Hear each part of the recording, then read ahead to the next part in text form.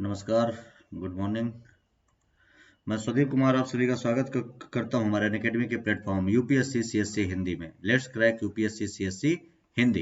ये जो चैनल है, इस चैनल के माध्यम से हम लोग हिंदी मीडियम के जो स्टूडेंट हैं हिंदी माध्यम के, उनकी तैयारी कराते हैं यूपीएससी के लिए। आप लोगों को पता ही है कि अनअकैडमी इंडिया का लार्जेस्ट लर्निंग प्लेटफॉर्म है। आप इसका सब्सक्रिप्शन लेकर के घर बैठे अपनी तैयारियों को ऑनलाइन तरीके से आगे बढ़ा सकते हैं। और इसमें आपको मिलेंगे daily live classes, live test and quiz, पूरा कोर्स स्ट्रक्चर्ड फॉर्म में और अनलिमिटेड एक्सेस। अपने मोबाइल में अनअकैडमी का लर्निंग ऐप डाउनलोड करिए और डाउनलोड करके अपनी तैयारियों को आगे बढ़ाते रहिए। आप जुड़ेंगे। ये मेरे बारे में, मेरा नाम सुदीप कुमार, ये मेरे एक्सपीरियंस है जो मेरा जरूर देख ले लेंगे आप लोग। ये है मेरे टेलीग्राम चैनल का लिंक, ये है अनअकैडमी का प्रोफाइल लिंक। आप इसे जरूर फॉलो कर लेंगे। टेलीग्राम वाले पे मैं पर डे अपने सभी क्लास का पीडीएफ और लिंक भी अपलोड कर दे देता हूँ, जो आप लोग को आसानी से यहाँ पे मिल जाएगा। और इसके साथ साथ मैं सभी न्यूज पेपर जो आप लोग के लिए जरूरी है उसका भी पीडीएफ मैं यहाँ पे अपलोड कर दे देता हूँ। ठीक है। और 100 से भी ज्यादा टॉप एडुकेटर्स मिलेंगे आपको यहाँ पे, जो आपको यूपीएससी के लिए गाइड करेंगे, आपकी तैयारियों में आपको मदद करेंगे। ये अपकमिंग कोर्सेज हैं जो अनअकैडमी पे हर महीने शुरू होते हैं। ये है सब्सक्रिप्शन प्लान। दो तरीके का है, एक प्लस और एक आइकॉनिक। जो प्लस है वो रेगुलर कोर्स होता है। इसमें complete UPSC prelims, mains, optional paper, test series और एसए कंप्लीट कोर्स की तैयारी यहाँ पे कराई जाएगी। इसके लिए यहाँ पे आपको daily live classes, test series भी लाइव होंगी, अनलिमिटेड प्रैक्टिस कराया जाएगा। जो भी टेस्ट सीरीज वगैरह होगा, प्रैक्टिस आप अनलिमिटेड कर सकते हैं और पूरा structure schedule topic by topic सारी चीजें कवर कराई जाएंगी। इसका जो 12 महीने का यानी 1 ईयर का जो प्लान है वो है 49,500 रुपए। अगर आप इस कोड का इस्तेमाल करते हैं तो आपका 10% डिस्काउंट में मिलेगा और आफ्टर डिस्काउंट आपकी 12 महीने की फीस हो जाएगी 44,550 रुपए। वहीं अगर आप 24 महीने या 2 साल का प्लान लेते हैं, 2 ईयर का प्लान, 72,000 रुपए। कोड के इस्तेमाल के बाद 10% डिस्काउंट 64,800 रुपए। और वही जो लोग 36 महीने या 3 साल का प्लान लेंगे उनके लिए 90,000, कोड के इस्तेमाल के बाद 81,000 रुपए। तो ये सारा प्लान, ये सारी चीजें, कोड स्वदीप बिल्कुल मत भूलिएगा, इसका इस्तेमाल करेंगे तो 10% आपको फीस में डिस्काउंट मिलेगा। दूसरा जो है वो है आइकॉनिक प्लान। आइकॉनिक में क्या है कि प्लस कोर्स वाली ये चारों चीजें तो मिलेंगे ही मिलेंगी। इसके अलावा एडिशनल है, आपको एक पर्सनल कोच मिलेंगे जो आपकी तैयारियों में आपकी मदद कराएंगे। वो डेली आपके मेंस का क्वेश्चन आंसर राइटिंग की प्रैक्टिस कराएंगे। पूरे स्टडी प्लान के साथ तैयारी और पर्सनल फीडबैक भी आपको दिया जाएगा। इसका जो आइकॉनिक का 12 महीने का चार्ज है यानी 1 ईयर का 69,500, लेकिन अगर आप वही इस कोड का इस्तेमाल करेंगे तो वही 10% डिस्काउंट, आफ्टर डिस्काउंट फीस हो जाएगी 12 महीने की 62,550। वही अगर 24 महीने का लेते हैं आइकॉनिक तो 1,07,000, कोड के इस्तेमाल के बाद 96,300। ये सारी चीजें, ये सारे प्लान आप लोग जरूर ध्यान में रखेंगे। अब यहाँ पे आप ऑप्शनल के लिए भी अलग से कर सकते हैं, जिन लोग ऑप्शनल अलग से करना हो।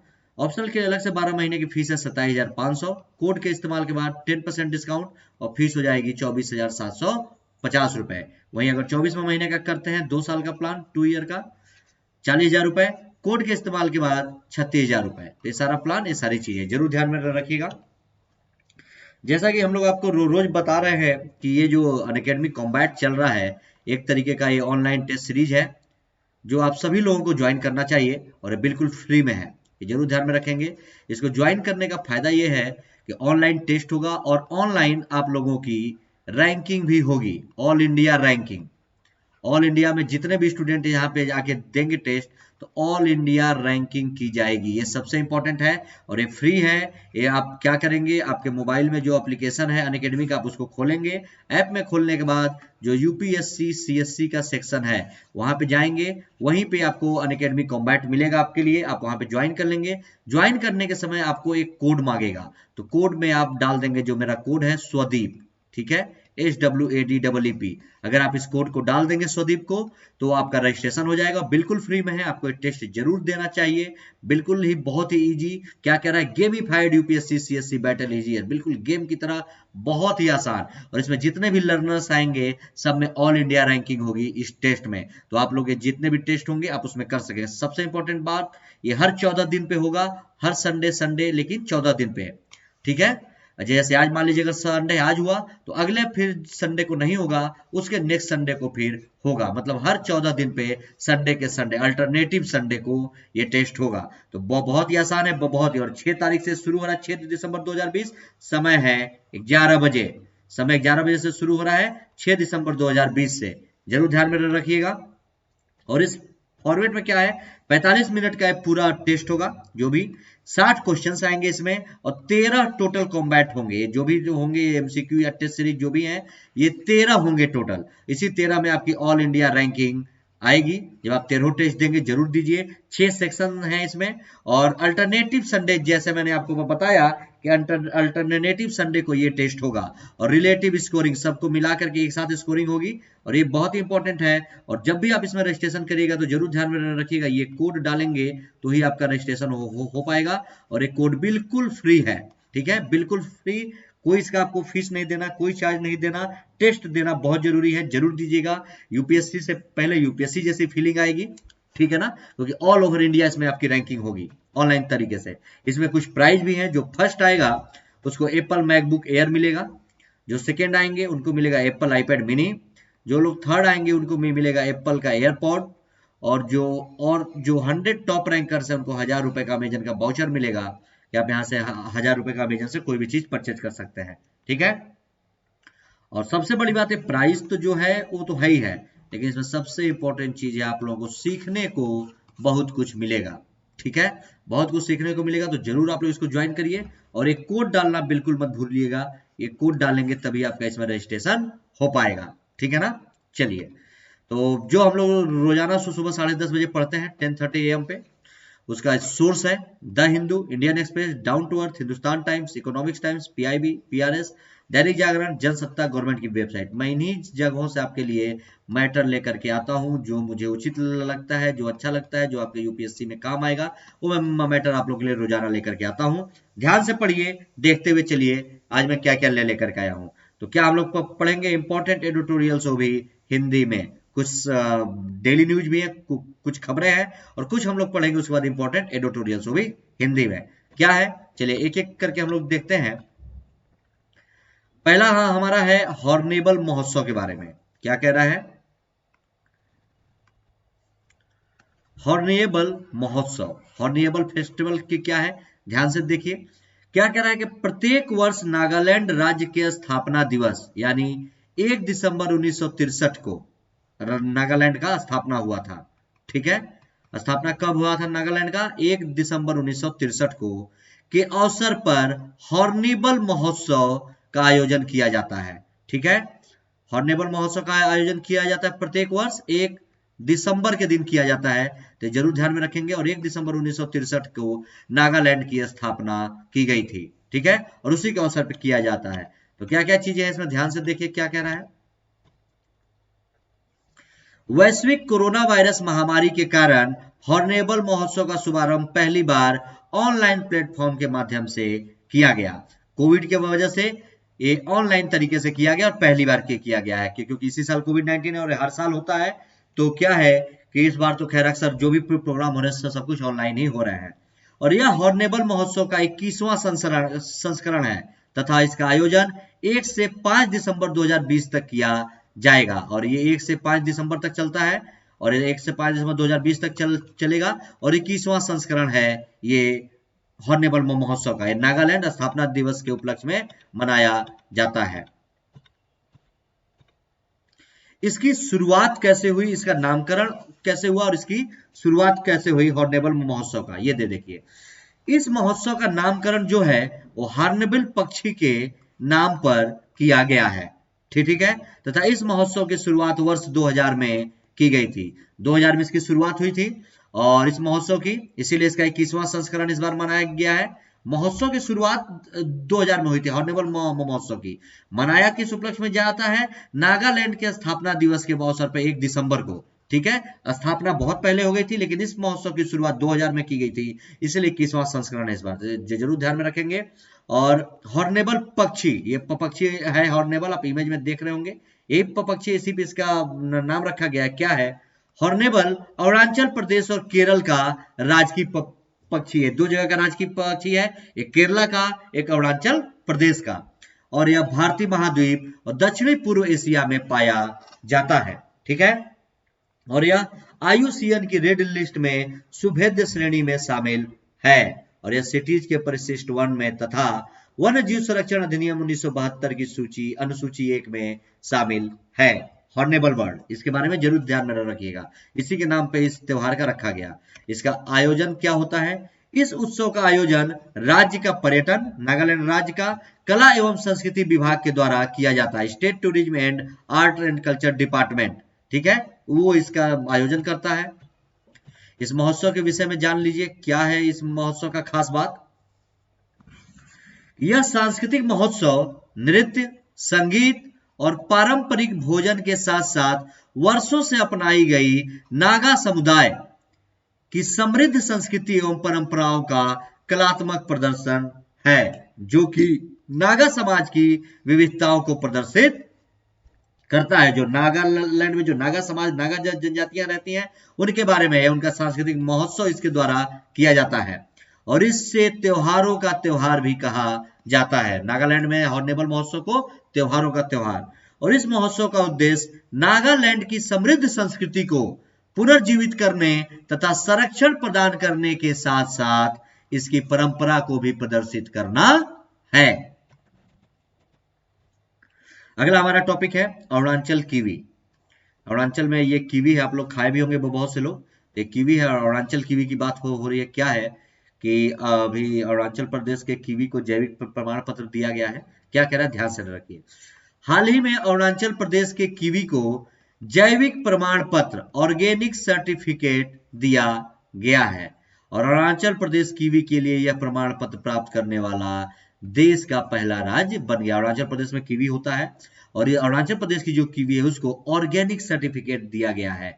मतलब ये जो होता है ऑर्गेनिक तरीके से हुआ है वहां पे, इसलिए उसको ऑर्गेनिक यानी जैविक प्रमाण पत्र दिया गया है। अरुणाचल प्रदेश कीवी को यह प्रमाण पत्र प्राप्त करने वाला भारत का पहला राज्य है। ये जरूर ध्यान में रखेंगे। क्या इंपॉर्टेंट है इसके बारे में देखिए। यह प्रमाण पत्र पूर्वोत्तर क्षेत्र के लिए mission organic value chain development योजना के तहत दिया गया है। Mission organic value chain development for the north east region, MOVCDNER, मतलब जो पूर्वोत्तर क्षेत्र के लोग हैं वहां पे पूर्वोत्तर क्षेत्र में मिशन ऑर्गेनिक मतलब ऑर्गेनिक फसलों को, ऑर्गेनिक फल को, सब्जियों को, फसलों को आगे बढ़ाने के लिए चेन डेवलपमेंट योजना इसके तहत दिया गया है। ठीक है, और पूरे पूर्वोत्तर क्षेत्र में दिया जाता है। और किसी भी फल या सब्जी को जैविक प्रमाण पत्र तब दिया जाता है जब उसे उगाने के लिए किसी भी स्तर पर या किसी प्रकार के जैवनाशक यानी कीटनाशक या रसायन का प्रयोग नहीं किया जाता हो। ठीक है ना, इनऑर्गेनिक चीज कोई भी नहीं, कोई भी कीटनाशक या रसायन उपयोग नहीं किया जाता, सब कुछ ऑर्गेनिक तरीके से। ठीक है, तभी ये प्रमाण पत्र दिया जाता है। और किसी भी उत्पाद को जैविक प्रमाण पत्र विनियामक निकाय, कृषि और प्रसंस्कृत खाद्य उत्पादन निर्यात विकास प्राधिकरण APEDA के मूल्यांकन के बाद ही दिया जाता है। एपीडा के मूल्यांकन के बाद ही agriculture and processed food products export development authority, ये जब मूल्यांकन कर लेगी, ये जब सेटिस्फाइड हो जाएगी एपीडा कि हाँ ये पूर्ण रूप से ऑर्गेनिक है, तो इसके बाद ही किसी भी उत्पाद को ये प्रमाण पत्र दिया जाता है। और यह फल विशेषकर दक्षिण और मध्य चीन के यांगत्से नदी घाटी में पाया जाता है। यह जो फल है कहां, दक्षिण और मध्य चीन के यांगत्से नदी घाटी में पाया जाता है, ये जरूर ध्यान रखिएगा। और इसे उगाने के लिए अरुणाचल प्रदेश की जलवायु उपयुक्त होने के कारण वर्ष 2000 में अरुणाचल प्रदेश में इसे वाणिज्यिक फल के रूप के तौर पर प्रस्तुत किया गया। अरुणाचल प्रदेश का मौसम उधर से मिलता जुलता है, इसलिए वहां पे ये उगाया गया वर्ष 2000 से। विशेषकर इसे अरुणाचल प्रदेश की जीरो घाटी में 1500 से 2000 मीटर की ऊंचाई पर उगाया जाता है, क्योंकि वहां की जलवायु इसके लिए उपयुक्त है। और इसे चीन का जादुई फल यानी मिराइकल फ्रूट तथा न्यूजीलैंड का हॉर्टिकल्चर वंडर मतलब हॉर्टिकल्चर वंडर ऑफ न्यूजीलैंड भी कहा जाता है इस फल को, कीवी को। तो जरूर आप लोग ध्यान में रखिएगा। और पूर्वोत्तर क्षेत्र के लिए mission organic value chain development योजना, ये क्या है इसके बारे में पढ़ लीजिए। ये कौन सी योजना है, इसके बारे में क्या करा है। इस योजना की शुरुआत केंद्र सरकार के तहत उत्तर पूर्वी राज्यों के लिए कृषि और किसान कल्याण मंत्रालय द्वारा इस योजना की शुरुआत की गई है। अगला जो टॉपिक है वो है 100 ऑक्टेन प्रीमियम पेट्रोल के बारे में। क्या है ये 100 ऑक्टेन प्रीमियम पेट्रोल, इसके बारे में देखिए क्यों चर्चा में है, क्यों खास है, एक एक करके देखते हुए चलिए इसमें।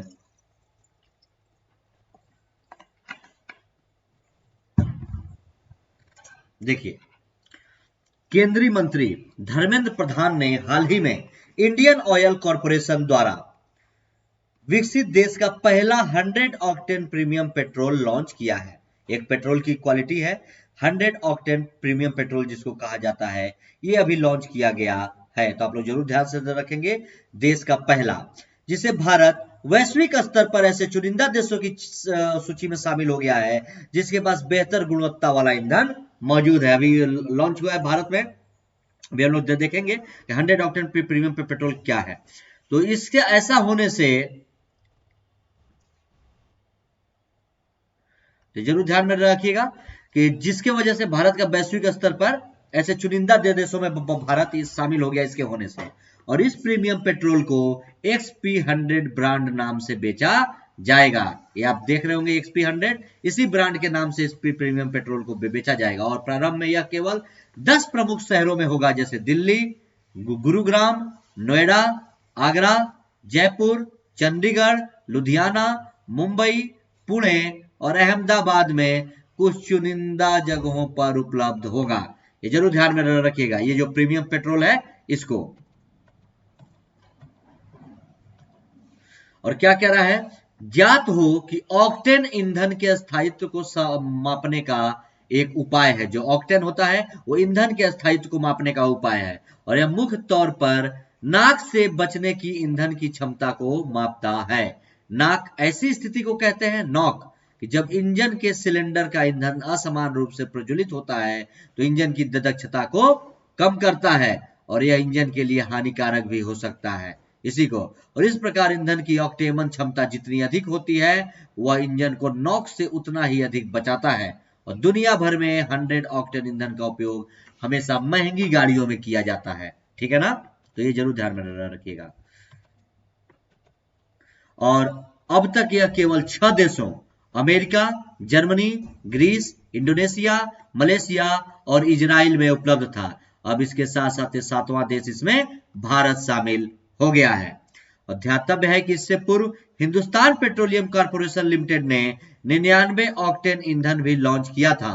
और सामान्य तौर पर लगभग सभी ईंधनों में 87 ऑक्टेन पाया जाता है, और ये इस बार 100 ऑक्टेन लॉन्च किया गया है। तो जरूर ध्यान में रखिएगा। अभी हमने पढ़ा हॉर्नेबल महोत्सव के बारे में थोड़ी देर पहले, नागालैंड स्थापना दिवस के रूप में हुआ था।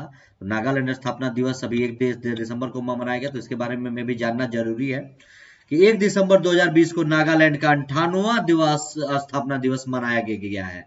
कौन सा? 58वां। और ध्यातव्य है कि नागालैंड 1 दिसंबर 1963 को भारत का 16वां राज्य बना था। 1 दिसंबर 1963 को ये भारत का राज्य बना था, अभी 16वां। आप ये है नागालैंड का मैप देख सकते हैं, और ये एरिया है। और यह राज्य पूर्व में म्यांमार और उत्तर में अरुणाचल प्रदेश और पश्चिम में असम और दक्षिण पूर्व में मणिपुर से घिरा हुआ है, ठीक है, नॉर्थ, साउथ, ईस्ट, वेस्ट। तो क्या कह रहा है कि जो नागालैंड राज्य है वो पूर्व में, इसके पास पूर्व में यहाँ पे म्यांमार है, ठीक है, म्यांमार, और उत्तर में यहाँ पे नॉर्थ में अरुणाचल प्रदेश है, एपी अरुणाचल प्रदेश है, और पश्चिम में यहाँ पे असम है, और दक्षिण में इसके मणिपुर है, कि किसके? नागालैंड के। जरूर ध्यान में रखेंगे। और इसकी सबसे ऊंची पहाड़ी सरमती है। नागालैंड की सबसे ऊंची पहाड़ी कौन सी है? सरमती, जिसकी ऊंचाई 3840 मीटर है। और यह पर्वत श्रृंखला नागालैंड व म्यांमार के बीच एक प्राकृतिक सीमा का निर्धारण भी करती है। और अंग्रेजों के आगमन के बाद यह क्षेत्र ब्रिटिश शासन के अधीन हो गया था, ठीक है ना। तो जरूर ध्यान में रखिएगा क्या क्या चीजें हैं। आगे देखिए, स्वतंत्रता के पश्चात वर्ष 1957 में इसे केंद्र शासित प्रदेश बना दिया गया था। ठीक है, जब भारत आजाद हुआ था तो 1957 में ये यूनियन टेरिटरी था, यूटी, केंद्र शासित प्रदेश, और असम के राज्यपाल द्वारा इसका प्रशासन देखा जाने लगा था उस समय। तब इस क्षेत्र को नगा हिल्स तुएनसांग क्षेत्र कहा जाता था 1957 में। फिर उसके बाद ये आजाद हुआ, अलग से देश बना। आजाद क्या हुआ, मतलब इसे अलग राज्य का दर्जा 1963 में फिर दिया गया। हालांकि इस नई व्यवस्था के कारण स्थानीय जनता में असंतोष पैदा होने लगा, जिसके कारण अंततः इसका नाम बदलकर नागालैंड कर दिया गया और वर्ष 1963 में इसे राज्य का दर्जा भी दिया गया। यह है नागालैंड का मैप, तो आप देख लीजिएगा। पूर्व में म्यांमार, ठीक है, इन नॉर्थ ईस्ट जो मैंने बताया, इधर मणिपुर, इधर अरुणाचल और इधर असम। ये जरूर आप लोग इस मैप में समझ ले लीजिएगा। ठीक है, और नागालैंड की राजधानी है कोहिमा और यहाँ हिंदी तथा अंग्रेजी के अलावा 16 से अधिक आदिवासी भाषाएं बोली जाती हैं। हिंदी और इंग्लिश तो आई है, लेकिन वहां पे जो लोकल भाषाएं हैं 16 से ज्यादा आदिवासी भाषाएं हैं जो बोली जाती हैं। अगला टॉपिक है, ब्रिटेन में कोविड वैक्सीन को मंजूरी मिली है। क्या इंपॉर्टेंट है, देखते हुए चलिए। ब्रिटेन में कोविड वैक्सीन को मंजूरी, क्या कह रहा है, ब्रिटेन ने अमेरिकी कंपनी फाइजर द्वारा विकसित BNT162b2 वैक्सीन के आपातकालीन उपयोग को मंजूरी दे दी है। इमरजेंसी में इस वैक्सीन का उपयोग किया जा सकता है, जिसके साथ ही वह ऐसा करने वाला पहला पश्चिमी देश बन गया है। कौन, ब्रिटेन। ब्रिटेन ने जो फाइजर कंपनी द्वारा विकसित वैक्सीन है जिसका नाम है BTN162b2, जो कोविड का वैक्सीन है, आपातकालीन बहुत ज्यादा इमरजेंसी में इसके उपयोग को मंजूरी दी है, जिसके साथ वह पश्चिमी देश का उपयोग करने वाला पहला देश बन गया। आगे देखिए, अनुमान के मुताबिक इस मंजूरी के साथ ही अगले सप्ताह तक ब्रिटेन में व्यापक टीकाकरण अभियान भी शुरू हो जाएगा। ठीक है,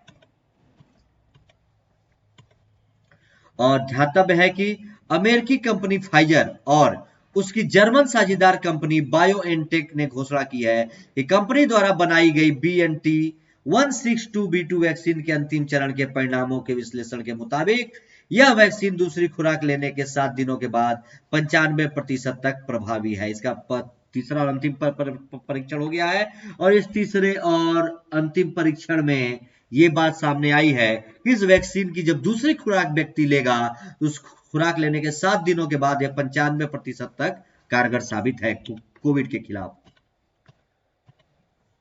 और इसके अलावा जो ये तीसरा परीक्षण हुआ, तो इसके अलावा इस टीके का किसी भी व्यक्ति पर कोई गंभीर खतरा नहीं देखा गया है। और ध्यातव्य है कि ब्रिटेन द्वारा दी गई इस मंजूरी से अमेरिका पर भी जल्द से जल्द वैक्सीन को मंजूरी देने का दबाव और अधिक बढ़ गया है। और ब्रिटेन से पूर्व चीन और रूस ने भी कोरोना वायरस वैक्सीन के आपातकालीन उपयोग को मंजूरी दी थी। हालांकि दोनों देशों ने मंजूरी देने से पूर्व तीसरे चरण के परिणामों की प्रतीक्षा नहीं की थी, इसलिए, और जिसके कारण कई विशेषज्ञों ने चेताया था कि इसके गंभीर परिणाम भी हो सकते हैं। अगला है हमारा टॉपिक, रामायण क्रूज सेवा। एक क्रूज सेवा शुरू की जा रही है अयोध्या में। सरयू नदी पे एक क्रूज चलाया जाएगा जिसका नाम ही है रामायण क्रूज सेवा। क्या है, ध्यान से देखिए। अयोध्या में सरयू नदी पर जल्द ही रामायण क्रूज सेवा शुरू की जाएगी और यह उत्तर प्रदेश के अयोध्या में सरयू नदी पर अपनी तरह की पहली लग्जरी क्रूज सेवा होगी। और इसका उद्देश्य पवित्र सरयू नदी के प्रसिद्ध घाटों की यात्रा करते हुए श्रद्धालुओं को एक प्रकार की आध्यात्मिक यात्रा का अनुभव भी प्रदान करेगा। इस सरयू नदी के प्रसिद्ध घाटों की यात्रा कराएगा और आध्यात्मिक यात्रा का अनुभव भी होगा। कैसे, देखिए, इस क्रूज में वैश्विक स्तर के अनुरूप आवश्यक सुरक्षा सुविधाओं के साथ साथ लग्जरी और आराम की भी सभी सुविधाएं मौजूद हैं। ये जो पहली वहां पे क्रूज चलाई जाएगी, और क्रूज के अंदर का हिस्सा और बोर्डिंग पॉइंट को रामचरितमानस की थीम के आधार पर डिजाइन किया जाएगा। ठीक है, तो जरूर ध्यान में रखिएगा। पूरी तरह से वातानुकूलित 80 सीटों वाले क्रूज में पर्यावरण को ध्यान में रखते हुए जैव शौचालय और हाइब्रिड इंजन प्रणाली का उपयोग किया जाएगा, और इसके माध्यम से पर्यटकों को 1 से 1.5 घंटे की अवधि के रामचरितमानस टूर पर ले जाया जाएगा। और इस पूरी यात्रा के दौरान लगभग 15 से 16 किलोमीटर की दूरी तय की जाएगी, और यह सेवा न केवल बड़ी संख्या में पर्यटकों को आकर्षित करेगी, बल्कि यह क्षेत्र में प्रत्यक्ष और अप्रत्यक्ष रोजगार के नए अवसरों का भी सृजन करेगी। ठीक है, तो ये हो गया इंपॉर्टेंट न्यूज जो थे। अब हम एक आर्टिकल पढ़ेंगे, झारखंड में तंबाकू पर प्रतिबंध। ये इंडियन एक्सप्रेस का आर्टिकल है, ये चर्चा में क्यों है ध्यान से देखिए। आर्टिकल है ये इंडियन एक्सप्रेस का, ठीक है। क्या कह रहा है कि झारखंड में तंबाकू पे प्रतिबंध लगा है, इसलिए चर्चा में है, ध्यान से देखिए क्या क्या कह रहा है कि हाल ही में झारखंड सरकार ने एक आदेश के द्वारा राज्य सरकार के सभी कर्मचारियों के लिए किसी भी प्रकार के तंबाकू उत्पाद के उपभोग पर प्रतिबंध लगा दिया है। झारखंड में किसी भी प्रकार का तंबाकू उत्पाद का उपभोग नहीं कर सकते। अध्यादेश के माध्यम से राज्य सरकार ने कर्मचारियों के लिए तंबाकू के सेवन से परहेज संबंधी एक शपथ पत्र प्रस्तुत करना अनिवार्य बना दिया है, ठीक है। राज्य सरकार के कर्मचारियों के तंबाकू सेवन से परहेज पर ये जरूर ध्यान में रखेंगे। और ज्ञात हो कि धूम्रपान और धुआं रहित तंबाकू उत्पादों में सिगरेट, बीड़ी, खैनी, गुटखा, पान मसाला, जर्दा या सुपारी के साथ साथ हुक्का, ई सिगरेट आदि को भी शामिल किया जाएगा। ये सारी चीजें इसमें शामिल होंगी। और यह निर्णय राष्ट्रीय तंबाकू नियंत्रण कार्यक्रम की एक बैठक में लिया गया है, जिसका उद्देश्य सिगरेट एवं अन्य तंबाकू उत्पाद अधिनियम कोटपा 2003 के प्रावधानों से लागू किया गया है, ठीक है, जरूर ध्यान में रखिएगा। और यह आदेश जो है 1 अप्रैल 2021 से लागू किया जाएगा। और आदेश के उल्लंघन के मामले में दंड के प्रावधान पर कोई भी स्पष्टता नहीं है। और सरकार कर्मचारियों के व्यवहार में परिवर्तन लाने के लिए पंचायत स्तर के संस्थानों में भी लोगों को जागरूक करने हेतु तंबाकू नियंत्रण पर चर्चा आयोजित करेगी। और जिला परिषदों, पंचायत समितियों और ग्राम पंचायतों को प्रत्येक ग्राम सभा की बैठक में तंबाकू नियंत्रण पर चर्चा आयोजित करने को भी कहा गया है। तो जरूर ध्यान में रखिएगा, ऐसा झारखंड में हुआ 1 अप्रैल 2021 से लागू।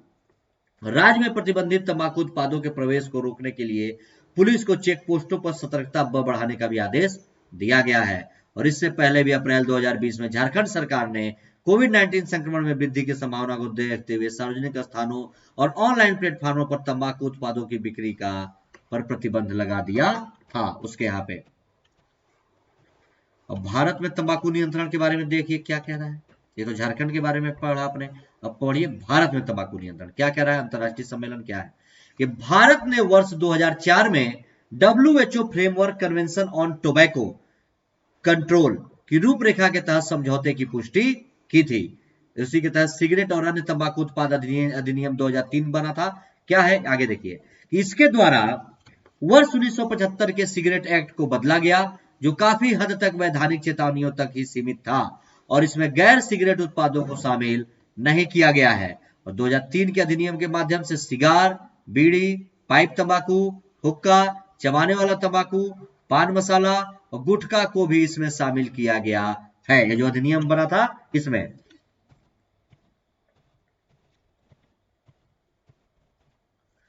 और जो राष्ट्रीय तंबाकू नियंत्रण कार्यक्रम 2008 हुआ था उसमें देखिए क्या हुआ। इसका उद्देश्य क्या था कि तंबाकू की खपत को नियंत्रित करना और तंबाकू से होने वाली मौतों को कम करना। कार्यान्वयन कैसे होगा? इस कार्यक्रम को 3 स्तरीय संरचना, जैसे केंद्रीय स्तर पर राष्ट्रीय तंबाकू नियंत्रण प्रकोष्ठ, राज्य स्तर पर राज्य तंबाकू नियंत्रण प्रकोष्ठ और जिला स्तर पर जिला तंबाकू नियंत्रण प्रकोष्ठ के माध्यम से कार्यान्वित किया जा सकता है। क्या कह रहा है? सिगरेट और अन्य तंबाकू उत्पाद पैकेजिंग और लेबलिंग संशोधन अधिनियम 2020 के बारे में देखिए। यह संशोधन सभी तंबाकू उत्पादों पर चित्रित चेतावनियों के साथ निर्दिष्ट स्वास्थ्य चेतावनियों को नया सेट प्रदान करता है, ठीक है। इसके तहत जितने भी तंबाकू प्रोडक्ट आते हैं उस पर जो चेतावनी लिखी होती है, जो चित्रित होते हैं, ये सारी चीजें। एम सेसेशन कार्यक्रम क्या होता है ये देखिए। इसमें एम सेसेशन कार्यक्रम यह तंबाकू को प्रतिबंधित करने के लिए मोबाइल प्रौद्योगिकी पर आधारित एक पहल है। भारत ने वर्ष 2016 में सरकार की डिजिटल इंडिया पहल के हिस्से के रूप में टेक्स्ट संदेशों का उपयोग कर एम सेसेशन कार्यक्रम शुरू किया था। मोबाइल से टेक्स्ट मैसेज भेज करके धूम्रपान को दूर करने के लिए। और प्रदूषण निवारण तथा नियंत्रण अधिनियम भी बनाया गया 1981। ये क्या कह रहा है? यह अधिनियम धूम्रपान को वायु प्रदूषक के रूप में मानता है कि धूम्रपान से वायु पर प्रदूषण भी होता है। क्या कह रहा है इसमें, केबल टेलीविजन नेटवर्क संशोधन अधिनियम 2000 क्या आया, जो टेलीविजनों पे ऐड आता है तंबाकू से संबंधित उससे, या भारत में तंबाकू और शराब से संबंधित विज्ञापनों के प्रसारण पर प्रतिबंध लगाता है। और भारत सरकार ने खाद्य सुरक्षा और मानक अधिनियम 2006 के तहत विनियम जारी किए हैं, जिसमें यह निर्धारित किया गया है कि तंबाकू या निकोटीन का उपयोग खाद्य उत्पादों में नहीं किया जा सकता। तो ये आर्टिकल था, अभी झारखंड में तंबाकू पे वो हुआ कंट्रोल, सोर्स है इसका इंडियन एक्सप्रेस। ठीक है, दूसरा आर्टिकल हम लोग देखेंगे विश्व मलेरिया रिपोर्ट के बारे में, क्यों चर्चा में है, क्या क्या चीजें कह रहा है। विश्व मलेरिया रिपोर्ट आया है 2020 का पूरे वैश्विक स्तर पे मलेरिया का रिपोर्ट, क्यों चर्चा में है ये देखिए।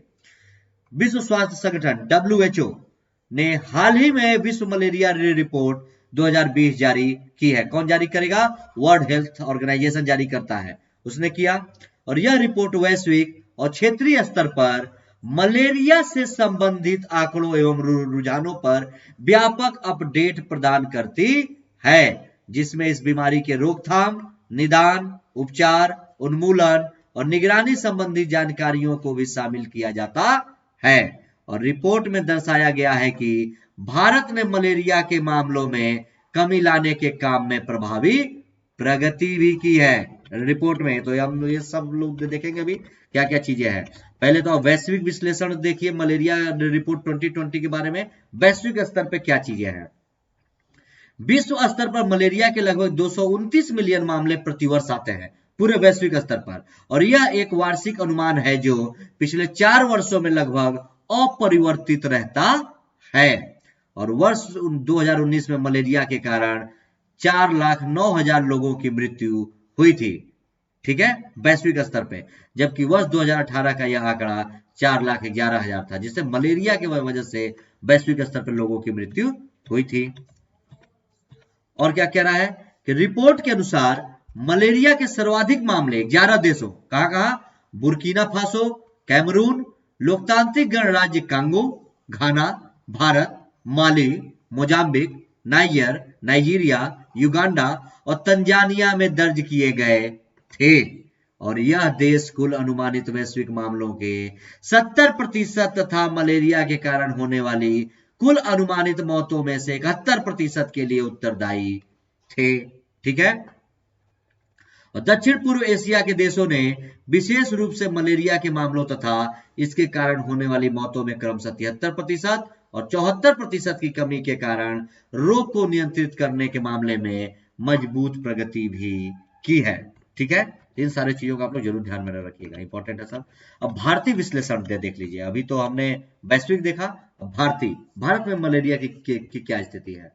भारत एकमात्र उच्च स्थानिक देश है जिसने 2018 की तुलना में वर्ष 2019 में 17.6% की गिरावट दर्ज की है मलेरिया में, ये जरूर ध्यान में रखिएगा। ऐसा एक बात देश है 2018 की तुलना में 2019 में 17.6% की। और वार्षिक परजीवी घटना अर्थात API यानी प्रति 1000 जनसंख्या पर नए संक्रमणों की संख्या को कहा जाता है ये, ठीक है, वर्ष 2018 की तुलना में वर्ष 2019 में 18.4% कम हुई है। और भारत ने वर्ष 2012 से API को 1 से कम बनाए रखा है, ये बहुत अच्छी बात है। और भारत ने मलेरिया के क्षेत्रवार मामलों में सबसे बड़ी गिरावट लाने में भी योगदान किया है, और यह 20 मिलियन से घटकर लगभग 6 मिलियन पर आ गई है, ये जरूर ध्यान में रखिएगा। क्षेत्रवार मामलों में भी भारत में गिरावट आया है, 20 मिलियन से घटकर 6 मिलियन पे आंकड़ा आ गया है। और वर्ष 2000 से 2019 के बीच में मलेरिया के मामलों में 71.8% और मृत्यु के मामलों में 73.9% की गिरावट आई है भारत में। और भारत ने वर्ष 2000 और 2019 के बीच मलेरिया के रोगियों की संख्या में 83.34% की कमी और इस रोग से होने वाली मौतों के मामलों में 92% की गिरावट लाने में सफलता हासिल की है तथा इस प्रकार सहस्त्राब्दी विकास लक्ष्यों यानी MDGs मिलेनियम डेवलपमेंट गोल्स में से छठे लक्ष्य यानी वर्ष 2000 से 2019 के बीच मलेरिया के मामलों में 50 से 75% की गिरावट को हासिल किया है भारत ने MDG के छठे लक्ष्य को, तो ये जरूर ध्यान में रखिएगा। और भारत ने मलेरिया के मामलों में 83.34% और वर्ष 2000 से 2019 के मध्य मलेरिया की मृत्यु दर में 92% की कमी हासिल की है। यह आंकड़ा 2000 से 2019 के बीच का जरूर ध्यान में रखेंगे, जिससे एमडीजी के 6वें लक्ष्य की प्राप्ति भारत को हुई है। और एमडीजी 6 का उद्देश्य HIV, एड्स, मलेरिया और अन्य रोगों से निपटना है, जिनका ग्रामीण विकास, कृषि उत्पादकता और खाद्य तथा पोषण सुरक्षा पर प्रत्यक्ष एवं अप्रत्यक्ष प्रभाव भी पड़ता है। और सतत विकास लक्ष्यों को एमडीजी के स्थान पर लागू किया गया है। उड़ीसा, छत्तीसगढ़, झारखंड, मेघालय और मध्य प्रदेश, ये जो उच्च स्थानिक वाले राज्य हैं जहां पे ज्यादा जनसंख्या है, राज्यों में वर्ष 2019 में लगभग 45.47% मलेरिया के मामले दर्ज किए गए हैं। तो जरूर ध्यान में रखिएगा, ऐसी भारत की स्थिति है। और इन राज्यों में मलेरिया से 63.64% मौतें भी हुई हैं इन्हीं राज्यों में। और पिछले 2 दशकों के आंकड़े और रुझान स्पष्ट रूप से मलेरिया में भारी गिरावट को दर्शाते हैं। अतः कहा जा सकता है कि वर्ष 2030 तक मलेरिया उन्मूलन का लक्ष्य प्राप्त किया जा सकता है। ये सारी चीजें जरूर ध्यान में रखिएगा क्या कह रहा है। विश्व मलेरिया रिपोर्ट 2020 के बारे में पढ़िए और क्या क्या चीजें हैं। मलेरिया पर अंकुश लगाने के क्या प्रयास किए गए हैं, क्या प्रयास किए गए हैं मलेरिया पर अंकुश लगाने के। भारत में मलेरिया उन्मूलन प्रयास वर्ष 2015 में शुरू हुए थे और वर्ष 2016 में स्वास्थ्य एवं परिवार कल्याण मंत्रालय के national framework for malaria elimination की शुरुआत के बाद इनमें और अधिक तेजी आई है। और एनएफएमई मलेरिया के लिए WHO की मलेरिया के लिए वैश्विक तकनीकी रणनीति के अनुरूप है। और ज्ञात हो कि वैश्विक तकनीकी रणनीति WHO के वैश्विक मलेरिया कार्यक्रम का मार्गदर्शन करता है, जो मलेरिया को नियंत्रित करने और समाप्त करने के लिए WHO के वैश्विक प्रयासों के समन्वय हेतु उत्तरदायी भी है। और जुलाई 2017 में मलेरिया उन्मूलन के लिए एक राष्ट्रीय रणनीतिक योजना की शुरुआत की, जिसमें आगामी 5 वर्षों के लिए रणनीति तैयार की गई है। और इसके तहत मलेरिया के प्रसार के आधार पर देश के विभिन्न हिस्सों में वर्षवार उन्मूलन लक्ष्य भी प्रदान किया जाता है। और जुलाई 2019 में भारत के 4 राज्यों पश्चिम बंगाल, झारखंड, छत्तीसगढ़ और मध्य प्रदेश में high burden to high impact पहल का कार्यान्वयन भी शुरू किया गया है। और वर्ष 2018 में विश्व स्वास्थ्य संगठन और RBM पार्टनरशिप ने मलेरिया को समाप्त करने के लिए भारत समेत 11 देशों में high burden to high impact पहल की शुरुआत की थी। और बीते 2 वर्षों में इस पहल के काफी अच्छे परिणाम भी देखने को मिले हैं। और मलेरिया के मामलों में कुल 18% तथा मलेरिया के कारण होने वाली मौतों के मामले में 20% की कमी दर्ज की गई है। भारत सरकार द्वारा सूक्ष्मदर्शी यंत्र उपलब्ध कराने के लिए किए गए प्रयासों तथा काफी लंबे समय तक टिकी रहने वाली कीटनाशक युक्त मच्छरदानियों के वितरण के कारण पूर्वोत्तर के 7 राज्यों छत्तीसगढ़, झारखंड, मध्य प्रदेश और ओडिशा जैसे मलेरिया से बहुत अधिक प्रभावित राज्यों में इस बीमारी के प्रसार में पर्याप्त कमी लाई जा सकती है। ठीक है ना। और LLIN ऐसी मच्छरदानियां हैं जिन्हें नायलॉन के धागों में कीटनाशक दवा सिंथेटिक पायरेथाइड को मिश्रित करके बनाया गया है। और कीटनाशक युक्त मच्छरदानी में उपयोग के लिए कीटनाशक 3 वर्षों तक और 20 बार धुलाई करने तक प्रभावी रहते हैं। ये अच्छी है, इसका उपयोग करना चाहिए। और लोगों द्वारा बड़े पैमाने पर LLIN का इस्तेमाल शुरू किए जाने के बाद मलेरिया के मामलों में देश भर में भारी गिरावट भी आई है। और इस आर्टिकल का सोर्स था PIB। तो आप लोग जरूर ध्यान में रखिएगा। आज का टॉपिक यहीं पे समाप्त होता है। ये है मेरे टेलीग्राम चैनल का लिंक, आप लोग इसे जरूर फॉलो करेंगे। यहीं पे मैं अपने सभी क्लास का PDF और लिंक अपलोड कर देता हूँ। और ये है मेरे अनअकैडमी का प्रोफाइल लिंक। आपको क्लास अच्छी लगी हो, लाइक, शेयर और सब्सक्राइब जरूर करिएगा। और यह क्लास रोजाना 10:30 बजे होती है 10:30 AM पे। तो कल फिर मुलाकात होगी हम लोग की सुबह 10:30 बजे। ठीक है, तो चलिए तब तक के लिए धन्यवाद, नमस्कार।